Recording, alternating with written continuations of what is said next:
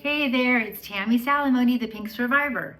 So today's video is called, I Finished Treatment, Now What? And this was inspired by some of you who have reached out to me and have just told me, questions like, what do I do now that I've been in treatment for so long? So I appreciate this idea and I thought I'd do a little video on it. And don't forget to like and subscribe. Thank you so much for those of you who are here and also those of you who have sent me comments or emails, and I just really appreciate it and I love hearing from you guys. Okay, so you spent the last year, year and a half, maybe even 2 years going through surgeries and chemo.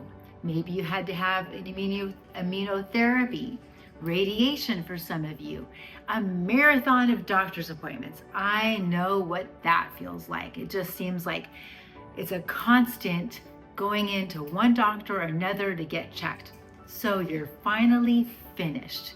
Maybe you're going to be on a every 3-month schedule now to see the doctor, and then eventually it's going to go to 4 months, 6 months, and then a year. That's currently where I am at, just going once a year. But once you finish everything, it stops. And I mean, when you are done, it's done. So now what do you do?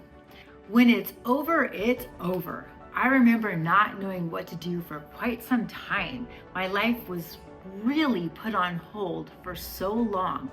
I had to refocus on my work again because I was only working very part-time through my treatments and surgeries, and I had taken so much time off that I couldn't continue to do what I was doing, which at the time I was doing my personal training, but I was also doing some auditioning to do acting for commercials.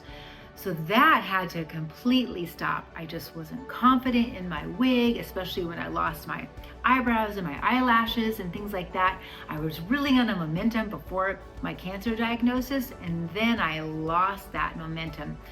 So here I was with just a couple clients of personal training and I don't know, a lot of time on my hands, which I'm sure you all have experienced as well. So I had dedicated so much time to saving my life. And now I wasn't sure what I was going to do with all that extra time. I felt a little lost and alone. I'm sure you kind of can relate to that. And I was suddenly thinking, like, what value do I have to add, now to help others? Or what was I even supposed to do with my life? And then because COVID hit so soon afterwards, when I had just finished everything, and you're already isolated for so long, and then COVID. So that definitely did not help things because it just extended my isolation and my limiting my work. So I tried to focus on my YouTube channel and also on my website to try and reach other survivors. So I was trying to think of how I could help others.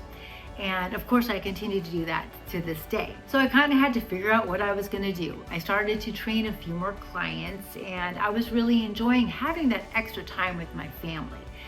I mean, I'm thankful that the last year has kind of led me to another new job at the gym, at the F45 down the street, and that allows me to work part-time and still have that special time, that special family time.